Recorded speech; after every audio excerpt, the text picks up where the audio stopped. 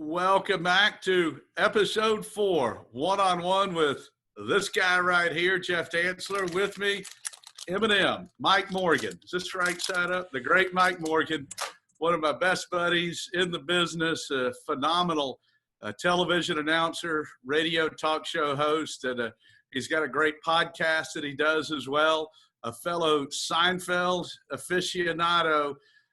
Mike, let's lead this off. Give us your favorite kind of ancillary Seinfeld character. Ooh, that's a good one. David Puddy would be up there. I know you modeled much of your life after David Puddy. Wait, can I tell you a funny quick story? When Ed Orgeron was the coach of Ole Miss, I used to joke on my sports talk show, and I love Ed, so please don't take this the wrong way. I used to joke that Ed Orgeron was kind of the David Puddy of the SEC coaching fraternity. You know, he had just kind of that burly kind of, hey, it's going to be rough, Elaine. He just had that, mystique about him. Now he's, of course, a national championship coach, so I don't know if David Puddy could have pulled that off. But David Puddy, the soup Nazi, gosh, there's so many. Lloyd Braun, the original Lloyd Braun, not the second Lloyd Braun. And then if you go with Frank Costanza's dad, you got to have Mr. Costanza on there. Frank Costanza. There was a man with some anger management issues who I absolutely loved it. I think he would be my answer. Well, Mike, I think obviously in these are the different words. I guess when we've done things, it's trying times, unprecedented times. When bad things happen, good things can come out of it. And I certainly think for me, and I know we're all guilty of this, it's taking things for granted. And you were on the television end of the 20-inning game between Georgia and Clemson last spring. And, that's one for the next couple of days. Dave Johnson and I are talking, God, they ought to put a man on second. God, this gets ridiculous. Right. I would give anything to call a 20-inning game or a midweek game against Wofford or USC Spartanburg. So I think when we are back up on our feet again, just appreciating everything and savoring every moment is going to be at the top of the list. There's no question. I was thinking about it. I was scheduled to do I think it was the Auburn, not Auburn, Georgia, Auburn somebody, like a Tuesday night game. It was my first baseball game scheduled this year. And I had to back out of it because I had the SEC basketball tournament, which I was more than happy to do. In fact, my first game was supposed to be Alabama-Tennessee, and they pulled the plug on that about 40 minutes before we went on the air. So we were at the arena, suit and tie, and Bob Kessling was the first one to tell me, great Tennessee announcer, said, Mike, it's done. And then I just sat in a chair under the basket and waited for an update on whether or not I was going to do some reporting. And then the next game was going to be Florida-Georgia. I was going to have at least one more chance at seeing the Ant-Man. But so the last baseball game I did was Auburn clinching their first World Series since 97? And that was last June. If you would have told me, I wouldn't have filled out a baseball scorebook for another however long it's going to be now. I mean, maybe I might do some Little League if things get back to normal. Who knows? But yeah, you look, I learned a long time ago, don't take anything for granted in this business. I have seen highs and I've seen lows, and I've been on the radio end, as you know. It's where you and I go back, and now on the TV end. But there's no question. I'm like everybody else. I'm chomping at the bit. And when we finally do get back, the little things that might annoy you about a certain game or broadcast or whatever, the things you might just shake your head and go, geez, can we not play a 5-hour baseball game on a Tuesday night? Can we have a basketball game where in the final 2 minutes we don't have 20 combined fouls? You know what? I don't care. I'm never going to complain about anything. Let's just have games again. Mike, I agree with you 100% on that. Now, obviously, this is for Bulldawg Illustrated, and as famous as you are, you've always given Bulldawg Illustrated credit for making you extra famous as one of our expert analysts. Yes, it's the highlight of my career. I'm telling you right now, if you Google me, one of the first things that'll pop up, it won't be ESPN or Fox or Gamecock play-by-play or Braves, one of the first things that always seems to pop up after you and I do an interview especially is Mike Morgan joined the great Jeff Dantzler for a Bulldawg Illustrated exclusive.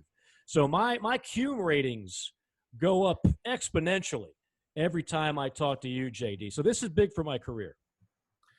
Mike, it's funny, and obviously you can't go too in depth into this. Where we have some of our stranger occurrences could be anywhere. Could be having a margarita at a neighborhood Chili's as well. Yeah. We don't have enough time for that story, and it could get me fired from somebody. I don't know, but yes, that is exactly right. Yes, thank you for bringing that up. Well, Mike, this just incredible thing that's happened here, and it's affected so many people. As we said, there can be good that comes out of bad, and I certainly think that there will be. And like we said, not taking anything for granted. And we've gotten into this the essential businesses. Well, there's no doubt in places like Athens, Georgia, Oxford, Mississippi, Gainesville, Florida, Columbia, South Carolina, you name it. College football is the essential business. So first things first, obviously we got to get back up on our feet again as a country. We got to get school started. And at some point, hey, hopefully it's business as usual. But at some point, my friend, we got to have college football this year. Well, and I really appreciate the segment you did with JC and I on the podcast, JC and Morgan. I thought that was a great give and take from three guys who have covered this for most of our adult lives and are as big a college football fans as there are.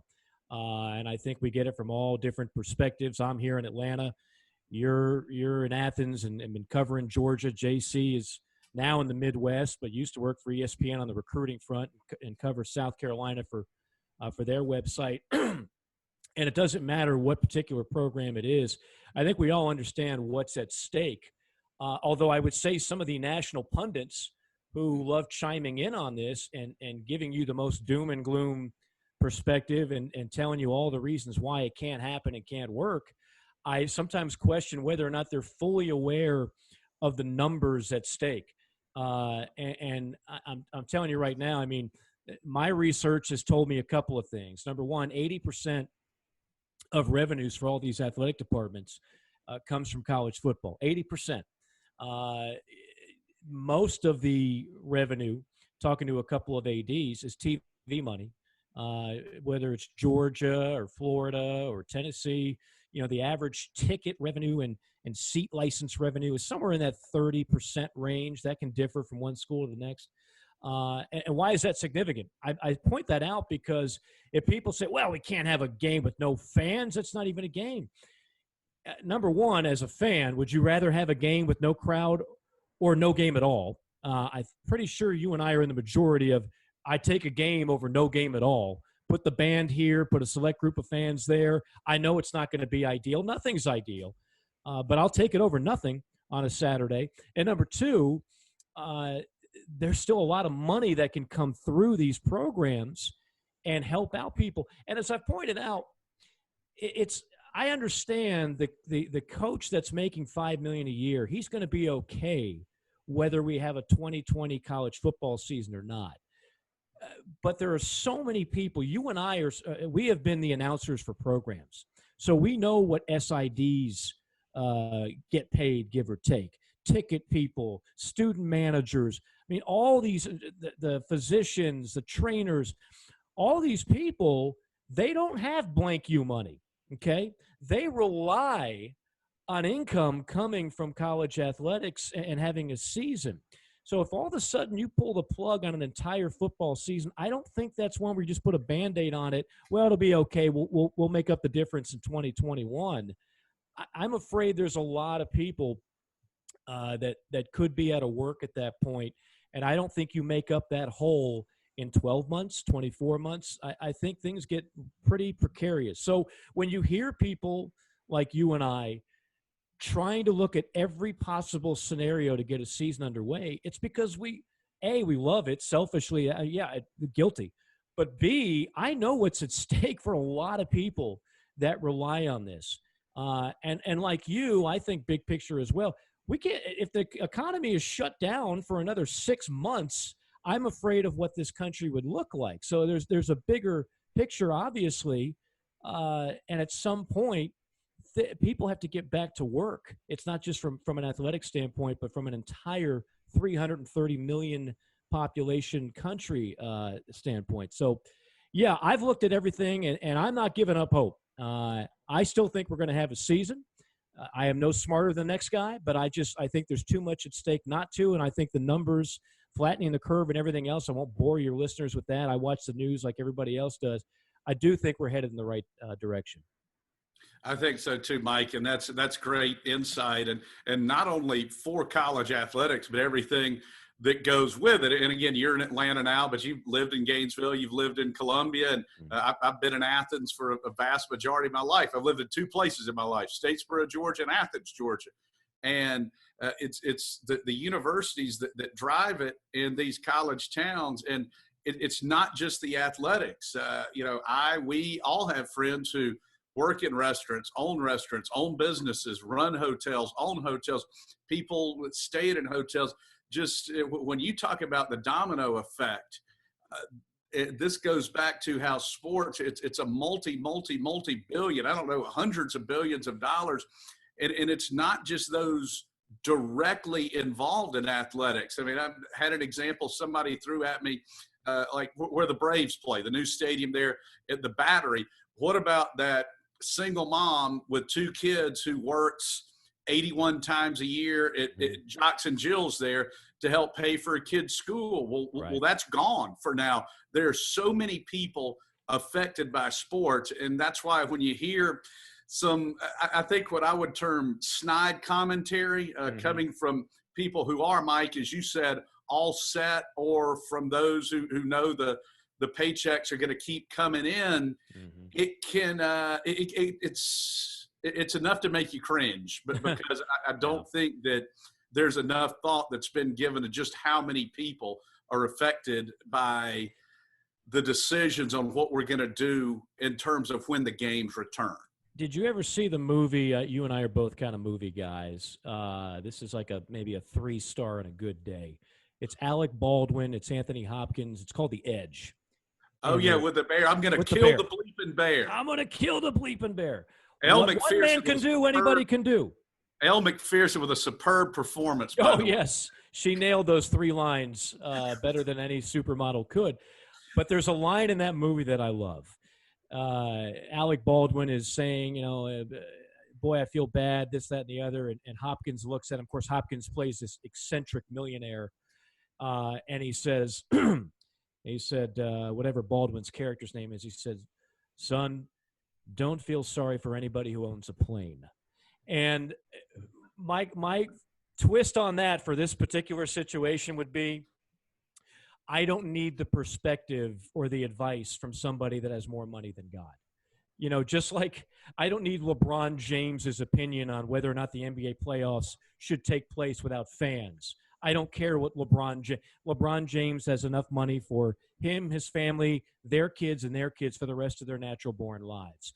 And if you're somebody who is sitting on millions of dollars and you can actually do nothing for the next 6 months, and if college football doesn't happen, you're not affected one way or another, good for you. For the rest of us, there's a lot at stake for the many businesses that are out of work right now to getting back. And you mentioned all the ancillary things that go along with sports. It's not just the people that are directly in that web. It's the people that run restaurants in college towns. It's the people that run the bookstore that sells the T-shirts with the UGA logo on. I mean, it's this. You just keep going one layer after another. And if you start eliminating things in that realm, so many people are going to suffer. And I'm not even talking about the players or the coaches. I'm talking about everybody else. And that's a much higher number than what you're going to find on a 2 deep. So, I'm like you. When I hear, and look, everybody's entitled to their opinion. I'm not sitting here telling you my opinion is better than this guy or that guy. So if somebody tells you, I just don't see any way we're going to have a season, that's fine. That's your opinion. But I'd like to hear it from people that are actually dead set on finding a way to make it happen without putting massive amounts of people in peril. And I don't think the two are mutually exclusive. I think that's what people are working hard to do, especially people who realize how significant how significantly it affects the bottom line, not just for them, but for so many other people. You see, I'm wearing a North Texas shirt here, right? Of course, I got to represent the Group 5 schools every now and then. Think about what I know. People might say, well, who cares about them? I'm all about the 64 schools in the Power 5. I don't want to see schools go out of business. I mean, I don't want to see athletic departments just completely fold. But I'm here to tell you, if you miss a college football season, that could very well happen even at the Division I level. You could see other even major programs in the SEC. I mean, maybe they have to give up certain sports. Maybe things truly change other than a head coach taking a 15% pay cut. So there's a huge ripple down effect that I think some of the people, the alarmists who are saying, we're probably not going to have a season, I don't know if they're thinking it all the way through before they say that, because I think there's a lot more at stake than some people think. And Mike, this is such a major issue, but when it comes to a lot of issues in college athletics, a lot of what I'll call the traditional Northeast media that pretty much only pays attention to college football and college athletics, when they make some blanket statements about certain issues, that's the only two sports that they're talking about. And, you and I are in it, and SEC sports fans are in it and follow all the sports there. And obviously football, basketball, and baseball are at the top of the list. But this is not just about college football and college basketball. And that's why I like just having a lot of ideas. Our golf coach here, Chris Hack, is a great guy. He's awesome. He's won 2 national championships. And they had an SEC conference call a couple of days ago. And, they're just bandying about ideas. And one of the things that was brought up was, hey, we're playing in all these tournaments. If things aren't looking better, maybe we could get some more dual matches like Georgia versus Auburn, Florida versus Alabama. I like solutions like that. I like what the NBA is talking about, sending all the teams to Vegas where you've been banned from half the hotels. What Major League Baseball is doing, sending all the teams to the Phoenix area there. There are at least ideas that we're talking about, and there's some very good ideas. And if you get 8 or 9 good ones, heck, my 2 or 3 are probably bad, but there are going to be a couple that we could probably make work. Hey, that blackjack dealer at Mandalay Bay was on the take, and I had every right to voice my opinion on that. No, I understand what you're saying, and it's real easy. Like when Major League Baseball suggests playing the entire year in Arizona, it's real easy to say, "Oh, that's ridiculous," and you're not going to have this, you're not going to have that. Look, we're past the point of ideal, people. We're past the point where everything is going to be hunky dory and going to fit very nicely into that puzzle that we take for granted every year, the way everything just kind of is so uniform and just goes so smoothly. The entire sports calendar is planned out years in advance. Everybody's on page with one another. There's a reason why the NFL playoffs and college football games don't compete with one another, because the networks are smart enough to know they're going to get higher ratings for their particular product if they don't do that. So why do that? So, I mean, a lot goes into that. But we're past the point of everything is going to be the way it normally is. And if that means college football games, some of them are going to be played without fans, so be it. If that means the Pac-12 and the California governor decides he's going to be kind of the last man standing and saying, I don't care what everybody else is doing, I'm going to keep this state on shutdown and ban sporting events, well, then maybe those schools have to play somewhere else on a neutral field, what have you. You're just going to have to think outside the box. But you can't just the moment a speed bump comes up in this pandemic go, oh, well, that's just it's ridiculous. Forget it. It's too complicated. Let's just wait till 2021. Not everybody has till 2021 to figure this thing out. There's a lot of things at stake to get this season underway. And I do believe there are enough intelligent people that are decision makers that understand that. Because, see, they see the numbers that we don't, that we're not privy to. And they understand that. So they're trying to get it going. It's not going to be easy. But, again, I'm prepared for anything as long as we have – I almost called that basketball game, including yours, that day on March the 12th, the day that our lives changed forever, in front of no fans. And we talked about it at a production meeting the night before at a restaurant in Nashville. What the heck are we going to do? We're going to have Marty Smith was going to do a stand-up outside on Broadway in front of all the restaurants and bars, and we had Carl Ravitch doing this, and we had me and Jimmy Dykes inside an empty arena about to call 2 basketball games. It was going to be weird. it was going to be awkward. You and I, as play-by-play guys, we know the importance of the crowd and your voice. It fluctuates with the sound of the background noise. It wasn't going to be ideal, but the hell with it. We're not in an ideal time. Sometimes you got to adjust, and I think now more than ever, we have to think outside the box, and we have to be prepared to adjust to a lot of different things if we're going to have a season. And I'd rather have a season that's a little bit uncomfortable in certain areas than not at all. Mike, I'm sure you were like me growing up. If there was any baseball game on, you're going to lock in and watch it. Now, as you get older, there are other things that start distracting you in life. And for those of us who work in the business, I know when the Georgia baseball season's over, I go through 2, 3, 4 weeks where I'm not watching much baseball. You've just done a lot of it. I'm telling you right now, the first time they started back up, let's say it's June the 8th, the Seattle Mariners could be playing the Milwaukee Brewers, and I couldn't tell you 4 guys in the lineup. Now, when I was 10 years old, I could tell you the starting lineups and the rotations. Gorman Thomas, baby.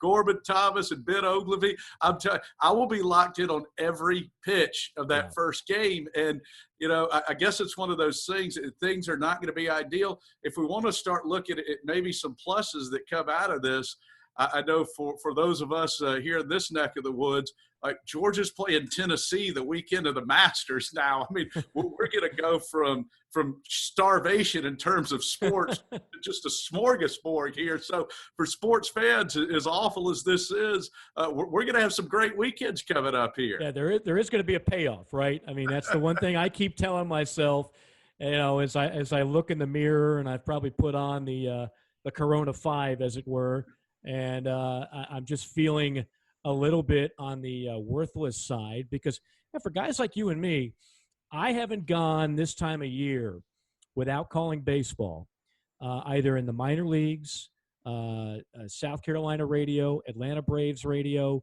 ESPN, SEC Network TV. I haven't done it since I was a senior in college. I mean, you got to go back to when I was like 20, 21 years old when I went a baseball season without calling a stinking game.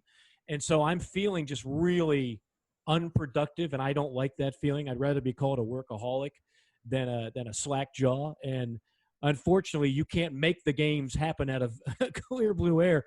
I did watch the 1988 Dodgers A's, the Kirk Gibson game. I watched the whole damn thing, Jeff. I'm not proud of it, but it brought me back to when I saw that game as a kid live, and I watched it and I enjoyed it thoroughly. So I do, I'll think one positive in all of this. You and I now are in our 40s, and I always, I still feel young. I'm sure you do too. I think part of it is because we're around college athletes all the time. There's a lot of people in our business that, quite frankly, don't know anything about what happened before they were born. These are the people that insist LeBron James is a better player than Michael Jordan. Maybe they'll learn something from the 10-part documentary on Michael Jordan, that there was basketball before 1999 or 2007, whatever the case may be. They'll learn about Jack Nicklaus. There was golf before Tiger Woods. There was the Super Bowl before Tom Brady. Maybe this younger generation will take this time to broaden their knowledge and perspective on what sports are all about. Because I know there's something that bothers you and I, is that when you're watching a game and it's like some 26-year-old kid who, no disrespect to Syracuse, but they seem to churn them out like cars on an assembly line. And he's sitting there and he's trying to put something. Oh, this reminds me a lot of Dominique Wilkins back when he played at Georgia. Okay, A, you weren't born. B, you probably haven't taken the time to look at any of the videos. C, you haven't talked to the Jeff Dantzlers of the world or other people that can give you a little perspective on where Dominique ranks and that he actually was not part of the 83 Final Four team, which everybody mistakes.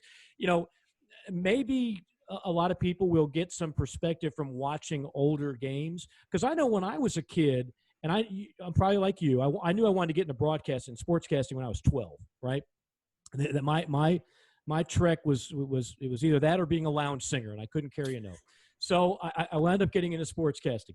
I mean, even before I was 12, I would go home instead of watching Scooby Doo, I was watching NFL films with Steve Sable, and like I wanted to know the history of stuff. And you know, when I was an announcer at South Carolina, I used to lean on a guy named Tom Price, who I know you're familiar with.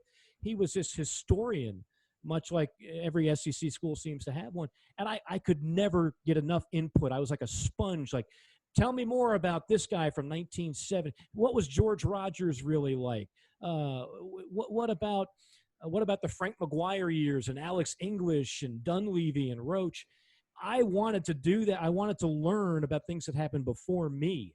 And hopefully people can use this time, because you have all this archival footage being shown on the various networks. Learn from that. Watch classic March Madness games. Watch classic college football games and actually learn something from it. I think that's a great point, Mike. And I've always been a history guy. And, you know, I was 13 or I guess I was 12 going on 13 for the Villanova-Georgetown game. The Game 6 of the 75 World Series was on. I remember watching the 86 Masters with my dad. So seeing a lot of that replayed is great. And I honestly, the historical stuff I find more interesting. And so let's throw that out there. I thought, along with I'm going to ask your favorite 30 for 30 pieces, but I do want to say, give the Golf Channel credit. Their pieces, Jack and Arnie, are phenomenal. I watch them every time they're on. The MLB Network's done great stuff. They do player profiles. Watch one on Dave Parker. They had one on the Swinging A's from the early to mid 70s, and one on Billy Martin that was great. The NFL Network's Football Life. Those series are great. The one on Joe Namath was my favorite.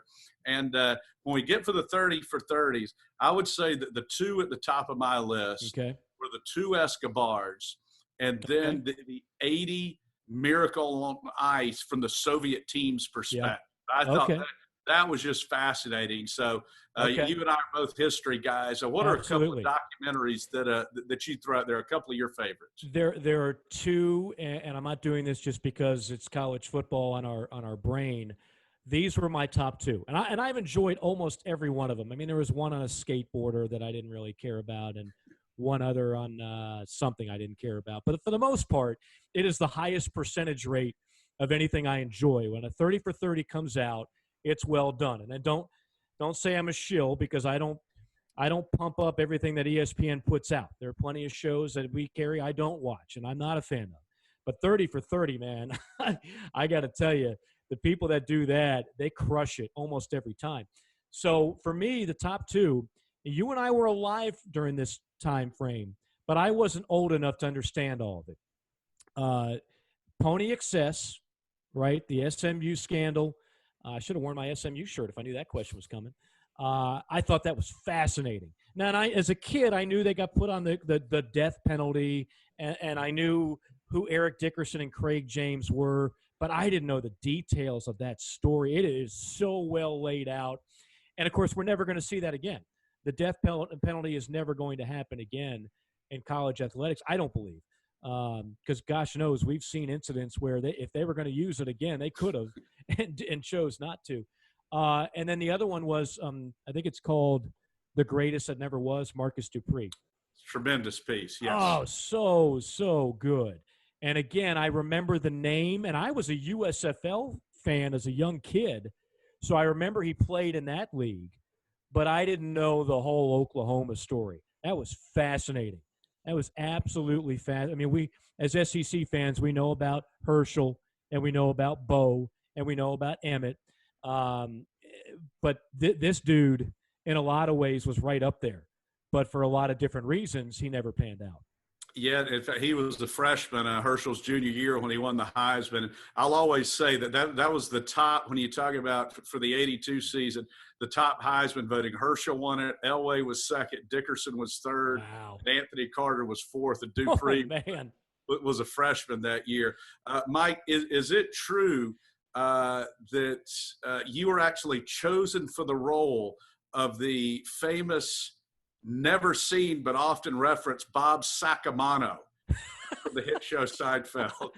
No, but as my brain is working, you know, I've got one hamster focused on your questions, and then I've got the other hamster going, damn it, how did I forget to say Jackie Childs?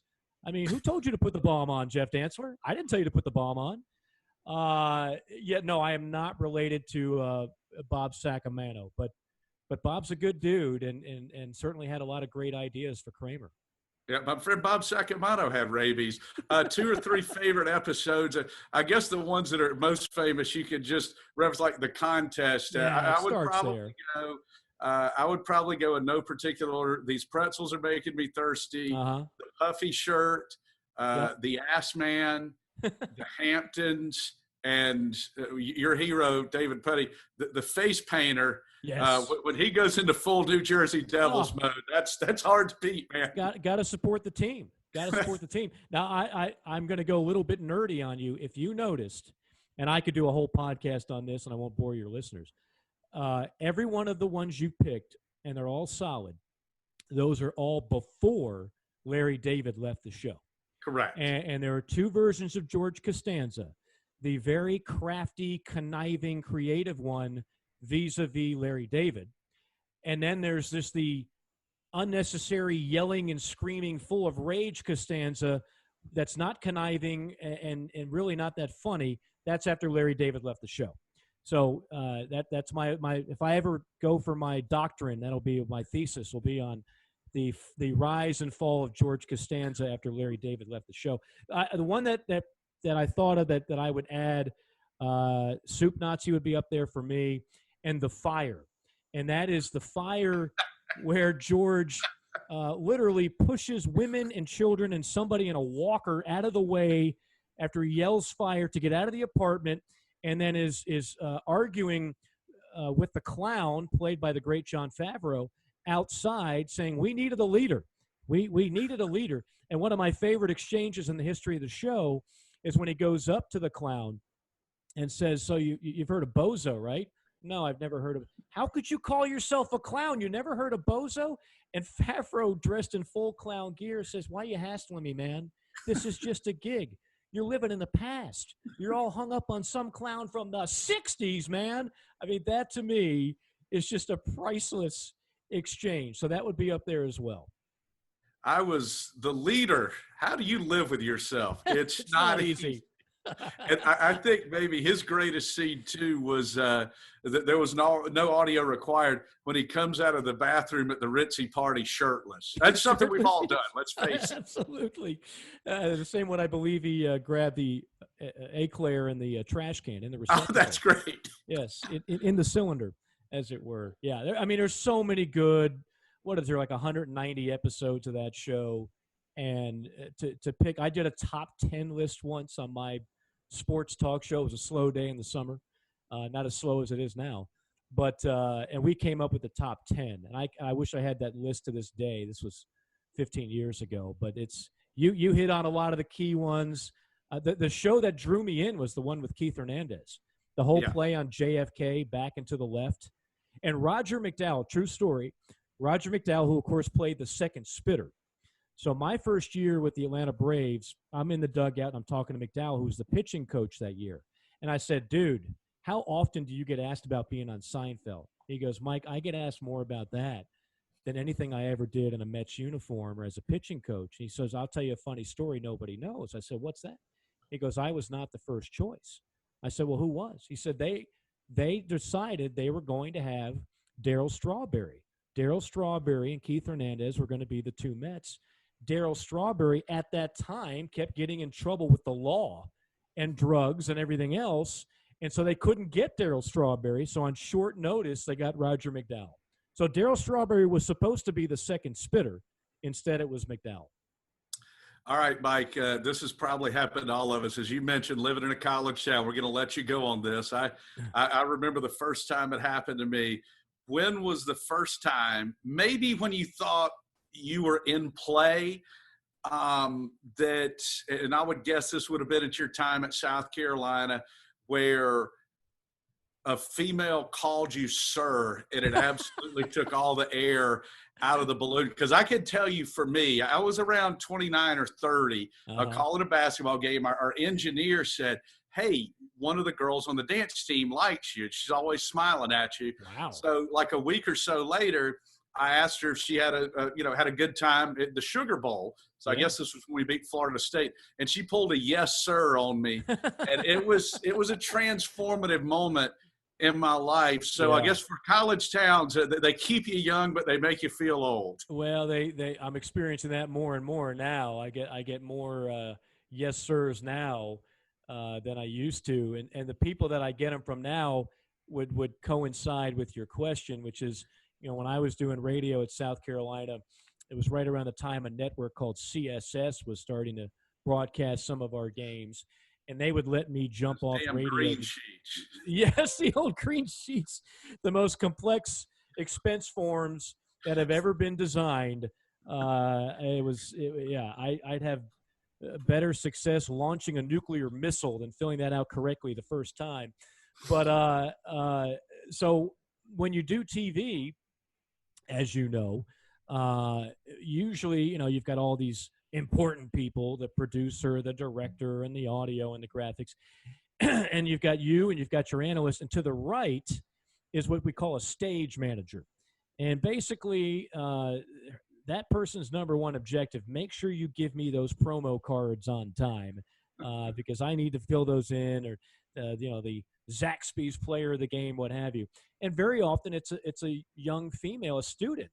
So I remember there was one that was, beyond debut. I think she went on to like a modeling career, and just started talking to me and told me how, she appreciated what I did. And I said, well, this is back, you and I were like the youngest announcers in the league. I mean, I was like late 20s at this point. And you were in play. I perhaps. And I remember saying, I'm just talking like, wow, this is quite and I've never dated a coworker or anything else, but then all of a sudden it was the yes sir started. And it didn't matter how many times I said, well, you really don't have to call me sir. I'm 29 years old. You can call me Mike. Oh, yes, sir, Mike. Yes, sir. Okay, never mind. So that's when it all started. That's when the downhill turn began, where you realize, okay, you are truly – and, when you go on the road and you call games, now if you're in a town like Columbia, Knoxville, obviously Nashville, Lexington, there's a lot of adults at the restaurants. But if you go to Athens, Tuscaloosa, Oxford, I'm here to tell you the median age is like 19 and a half, and here you rolling in there. It's like, oh my God, grandpa's here. That's when you start to realize you're no longer in that genre. No longer in play. Well, Mike, my friend, here we go. The M&Ms. Peanut, good choice, by the way. I appreciate it. That's one of my favorite. You know what's the tease on this? I look at these calories, 160 per serving. I'm like, 3 servings. Who in the world would open these 3 different times? When you open this, you're eating the whole bag. I mean, look, if we truly do reach the apocalypse and we have to ration food, then yes, I'll have 1/3 of a serving of peanut M&Ms. But otherwise, I'm in for the full boat. I'm eating the whole bag. Mike, we really appreciate you being with us here on 1-on-1. It's always great. I'm so proud of you, and here's to getting the games back really soon. Amen for all of us and for everybody that listens to you on radio, listens to this podcast, and for us in the TV world. I mean, we're all hurting in one way or another, and there's this major void in our lives that I don't think we could ever imagine how important it truly is for us until now. So I apologize. My voice is a little raspy, but thankfully still overall healthy and glad to do this. I appreciate you jumping on with us for the podcast, JC and Morgan, as well. Well, thank you, Mike. And I can remember when I was letting all my friends know that Emily and I had gotten engaged, I called Mike and he said, what does she do? I go, she's a teacher. And Mike goes, oh my God, radio meets teacher. You guys are just going to be raking in the dough, aren't you? Well, we're counting the hundreds over here. Oh yeah. Good luck with that beach house you're going to be purchasing in the near future. All right, buddy. We'll talk to you soon. He is the great Mike Morgan. I'm Jeff Dantzler. Thanks to our producer, Bob Miller. Bulldawg Bob is awesome. We love him. Go Dogs. See you next time right here on 1-on-1.